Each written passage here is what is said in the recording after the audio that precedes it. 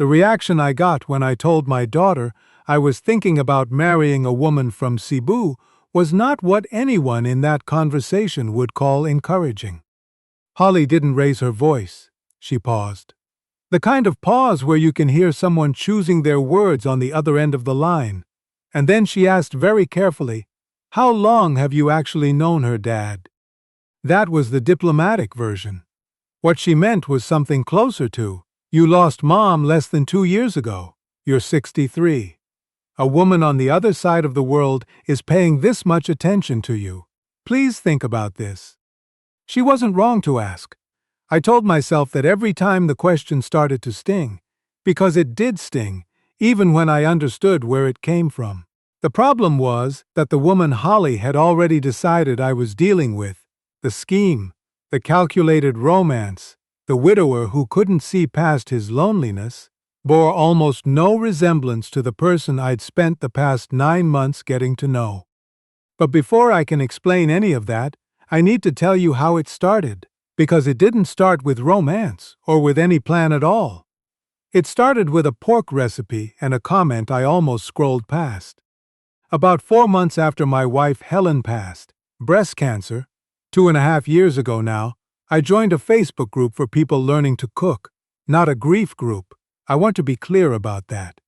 Just a cooking group.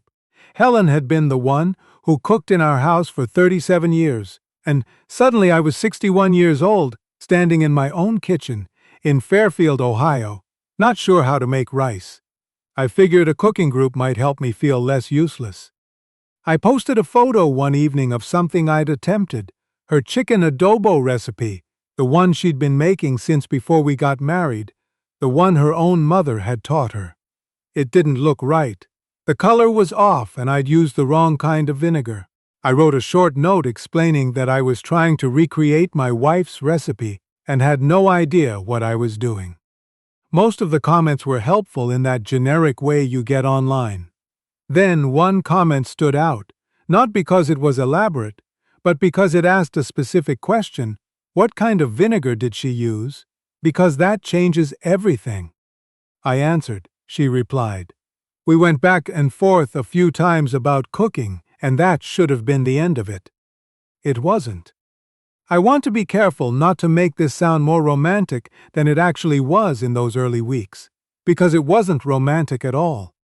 It was just conversation. She was living in Cebu City, working as a bookkeeper for a small shipping company, 44 years old, and she cooked the same recipe every couple of weeks because her own mother had made it when she was growing up. We had that in common: a dish, a memory, someone we'd lost. Her father had passed the previous year. Her name was Josie. We talked about cooking, then about other things, what we were reading, what the weather was doing, small frustrations about the week.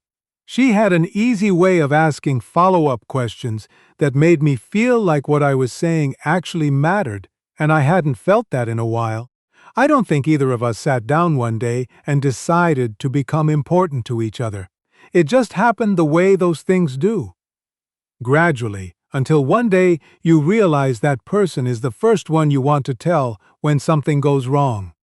There was one phone call, somewhere around the 6th month, that almost changed everything. I'll come back to that. But first you need to understand what those months were actually like, because I think that's the part people always skip over when they're trying to warn you about something. Josie laughed easily, but not at everything. She had a particular sense of what was actually funny and what was just noise, and I respected that. She never once asked me about my finances, never asked what my pension looked like, whether I owned my house outright, how much I had saved. Those questions never came. If anything, she'd changed the subject when money came up at all, like she'd been taught it was rude to press into that territory. What she did ask about was my son Scott in Denver, and whether we talked enough. She asked about my knee, which I'd mentioned offhandedly once, and whether I'd followed up with the orthopedist. She asked whether I'd gotten the gutters cleaned before winter because she'd seen something once about how that causes real damage if you let it go. Nobody warns you about that version, The articles everyone sends you don't include the part where she remembers your knee appointment 3 weeks later. But the warnings still came. My friend Lou forwarded me an article about romance scams targeting widowers. Holly sent another one. Scott was more careful. He didn't send articles, he just asked thoughtful questions that communicated the same concern without saying it directly. I read everything they sent. I'd be lying if I said none of it worked its way inside my head. There were nights when I'd close out the video call, sit in the quiet of the living room with the television off, and just replay the doubts like a loop. Maybe the warmth was calculated. Maybe the consistency was practice. Maybe I was exactly the kind of person these things happened to. Recently widowed, alone in a house that used to have 2 people in it, not paying close enough attention. I was aware enough to know that awareness doesn't always protect you. And then came the phone call I mentioned. It was Holly. She'd found something online. One of those forums where people share stories about international romance scams. And she called me, voice tight, and said, "Dad, I need you to really listen to me right now." She wasn't unkind about it. That was the harder part. If she'd been angry, I could have gotten defensive and moved on. Instead, she said, "I'm scared you're going to get hurt. I'm scared you're still grieving Mom and you're not seeing this clearly." She started crying partway through. I sat on the phone with my daughter crying and didn't say much because there wasn't much I could say. She wasn't wrong that I was still grieving. She wasn't wrong that grief does things to your judgment.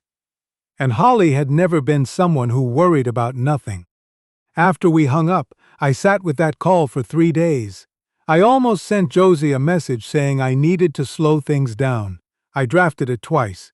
Both times I stopped, not because I was certain she was trustworthy, but because I realized I wasn't certain she wasn't. And that uncertainty felt like it deserved more than a typed message written out of fear. So instead, I did something harder. I told her. It took me 4 days to work up to it. We talked normally in the meantime, and I felt like a coward every time the conversation ended without me having said anything.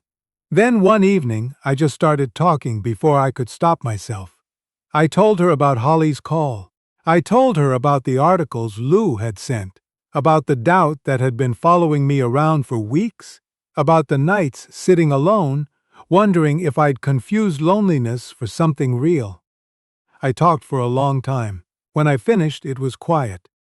Then Josie asked one question. "Do you think I'm that person?" I didn't answer right away. Probably because the honest answer was, "I don't know. I want to believe you're not. But I'm 63 years old, and I'm not always certain my own judgment is sound." I told her something close to that. She didn't argue with me. She didn't get hurt or go cold. She was quiet for a moment, and then she said, "Your daughter loves you. She watched her mother die, and now she's watching her father fall for someone she can't see or check on. Of course she's scared. I think she sounds like a good daughter." I hadn't expected that. I'd braced myself for hurt feelings, maybe for anger, and instead I got that. She continued, "I can't prove anything to you from here. I know that. But I'd ask you not to decide who I am based on who someone else has been." That sentence didn't leave me for weeks. I bought the ticket 2 days later. Landing at Mactan Cebu International, I felt the heat before I was even out of the terminal. That kind of humidity that gets into your clothes immediately. Josie was waiting outside arrivals, and when I saw her in person for the first time, the thing I noticed wasn't what I expected. I'd spent 9 months looking at her face on a screen. In person, what I noticed was how still she was. While everyone around her was moving, phones out, carts pushing past, taxis honking, she was just standing there, waiting, completely unhurried. She smiled when she saw me and said, "You look like you could use some water and about 10 hours of sleep." I told her she wasn't wrong. She drove us to the Lahug area where she lived, and on the way we passed through stretches of road I didn't know how to describe. Vendors working the shoulder, jeepneys painted in colors I'd never seen on anything called public transportation, a smell from a food cart, that was sweet and smoky at the same time. She pointed things out the way a person shows you a place they actually love, not like someone running a rehearsed tour. Over the next few days, I paid attention, not in the suspicious way, not trying to catch something. The way you pay attention when you've promised yourself you'll be honest about what you see. I saw how she talked to the woman at the market near her apartment, by name, asking about her daughter who'd been sick. I watched her argue good-naturedly with a trike driver who'd tried to charge us extra because I was obviously foreign, and then tip him anyway when he got us there faster than expected. I saw her give up her seat on a crowded jeepney to a man older than me without making any kind of event out of it. Then there was an afternoon at the carbon market. We were buying fruit, and the vendor made a mistake on the change. Gave Josie 50 pesos too much. I watched her count it, realize the error, and hand it back without hesitating. The vendor looked genuinely surprised. Josie shrugged and said something in Cebuano I didn't catch, and the vendor laughed. I asked her what she'd said. She told me I said it wasn't mine to keep. I thought about that on the walk back. The adjustment wasn't always easy. I'd spent 30 years in civil engineering, and that profession will turn you into someone who accounts for every hour, every variable, every contingency. Filipino time, as Josie explained it to me without the slightest apology, operates from a different philosophy. Appointments that start late, plans that shift without much notice, things that take twice as long as any posted estimate suggests. There was one afternoon in my second week when I was genuinely frustrated about something so minor I can't even reconstruct it now. Some errand that stretched from 1 hour into 3, and Josie looked over at me and said simply, "It still gets done." She was right, it always did. About 5 months after I'd moved there permanently, I'd retired from the engineering firm, sold the house in Fairfield, made the decision with more spreadsheets and sleepless nights than I care to count. I noticed Josie was quieter than usual for about a week. I asked what was wrong. She kept saying it was nothing. It wasn't nothing. What I eventually learned, not from her directly but from her sister Gemma, during a family dinner where I caught just enough to piece it together, was that Josie had covered her nephew's hospital bill entirely out of her own savings, close to 200,000 pesos, somewhere around $3,500. Without telling me, the boy had needed emergency surgery, and there'd been a gap in the insurance coverage. When I brought it up gently, she was quiet for a moment before she answered, "I didn't want you to think I was telling you because I needed your help." I sat there looking at her.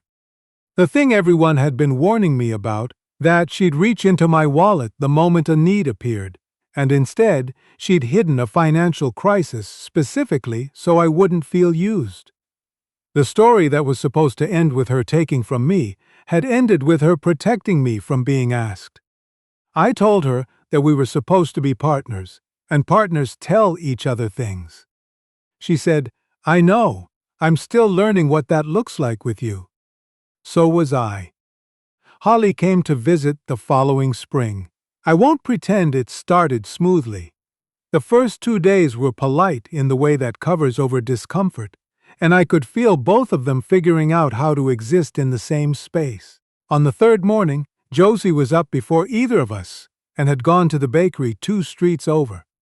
When Holly came out of the guest room, there was pandesal, eggs, and sliced banana laid out on the table. My daughter stood there looking at it for a second, and then laughed a little. Said she hadn't eaten like that since she was a kid visiting my mother. They talked for most of that morning while I sat on the terrace reading. I don't know what they said. I didn't ask.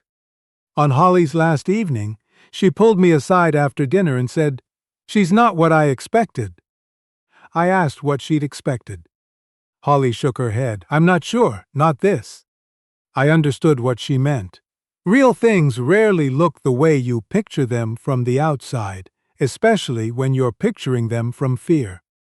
Someone asked me not long ago whether I ever think about what would have happened if I'd listened to everyone who told me to stop. The honest answer is yes. In the way you think about a road you didn't take. Not with regret exactly, but with a clear-eyed understanding that the choice cost something real. I left a house full of 37 years of memories. I left a son I now see twice a year instead of twice a month. I left the familiarity of knowing exactly where I am, exactly what things cost, exactly how a day will unfold. I say that not to make the decision sound noble. I say it because I think people who want to believe it was easy aren't really listening to what this kind of life actually requires. What I found in return isn't something I knew how to plan for. It's the kind of quiet, unhurried life I'd been postponing without realizing it. Dinner on the terrace when the heat finally breaks in the evening. The sound of the street vendors in the morning. A woman who remembers what I said 3 weeks ago and checks whether I followed through on it. The people who warned me weren't trying to hurt me. I've believed that for a long time now, and I mean it without bitterness. They were looking at a set of facts: widower, age gap, distance, the internet, and drawing the most reasonable conclusion those facts allowed. What they didn't have was Josie herself. And that, as it turned out, was the only fact that ever actually mattered. I didn't find that out through articles or forums or the careful advice of people who loved me. I found it the way you find out anything that's actually true, by showing up, paying attention, and being willing to be wrong in either direction. The best decisions of my life have always been the ones I had to make before I was completely certain. This one was no different. The only thing that's changed is that now I am.